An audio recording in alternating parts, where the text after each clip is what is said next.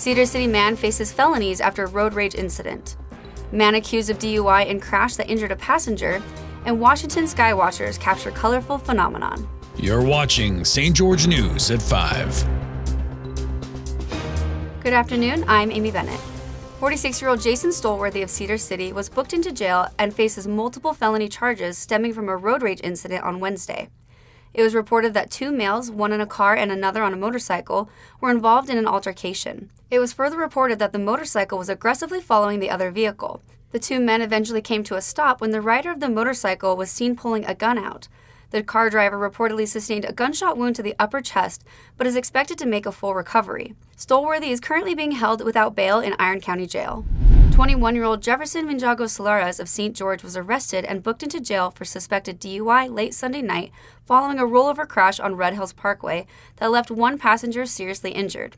We'll go to Cody Blowers for the story. A driver is in jail facing possible felony DUI charges following a single vehicle rollover on Red Hills Parkway over the weekend that left a passenger seriously injured. According to authorities, the driver, 21-year-old Jefferson Donaldo Manjajo Solares of St. George, was arrested and booked into jail in Washington County late Sunday night. After rolling the F-150 he was driving crossed several lanes of travel on eastbound Red Hills Parkway. Solares was trapped and had to be extricated from the pickup, while the passenger was partially ejected as the truck rolled, and both were transported to the hospital by ambulance. Thanks, Cody.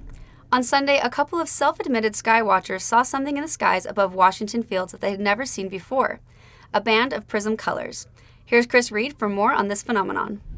It's not every day that you see a fire rainbow in the sky, but Liz and Brian Baker captured one in the sky above Washington Fields Sunday. What is a fire rainbow, you ask? Seen in this video from a different out-of-state site, fire rainbows are created by sunlight refracting off ice crystals high in the atmosphere. But they're not very common since they can only be produced when a certain type of cloud is in the sky, and the sun or moon is also at a specific angle high in the sky. Thanks, Chris. Now we'll head over to Sheldon and Amy for your favorite weekend adventure guide. That's right, so many great events happening this weekend, especially right here in Springdale at the Bumbleberry Theater. That's right, so many fun events happening, especially right here at Bumbleberry Theater. Right here in Springdale, the Bumbleberry Theater has live music, free live music this weekend. They got No Proof with Sarah Jane and Acoustic Adventures. You gotta get up to Springdale. Head up to Tuacahn because they've got some things going on there too. Anastasia and Frozen, are you kidding me? There's some great shows at Tuacahn. Wow, just amazing. And tickets are still available for the 4th of July celebration. Yep, the Coney Country 4th of July celebration with Ashley McBride and Craig Morgan. Get your tickets now. That's what's going on this weekend in Southern Utah. For a full list of events, see our TGIF listing on stgeorgenews.com. Now back to you in the studio. Yeah. Thanks, Sheldon and Amy. St. George resident Lexi Dopp shared her healing journey and her story of resilience, hoping to inspire others to write through their struggles through the creation of a grief journal.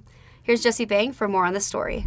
Lexi Dopp is the creator behind Lifa Collective, where she offers grief journals for those dealing with hard times and loss in various ways. Growing through grief was inspired by her own heartache and loss, and she hopes to provide the same healing power to others. After going through so many different things, I found journaling, and I used journaling in tandem with therapy, and it really helped me just process all of those really hard things in a healthy way. And I wanted to create something where people could use this as like their emotional support journal for whatever loss they were going through.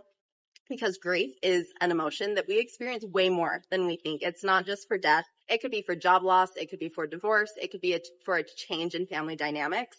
And so I just wanted to create a resource that's accessible for people that they can start. It's like easy to entry and that they could start to process their emotions and feel better to keep living life because life is good even when there's hard things. Thank you for watching St. George News at 5. I'm Amy Bennett with St. George News, your #1 source for local news. This has been St. George News at 5.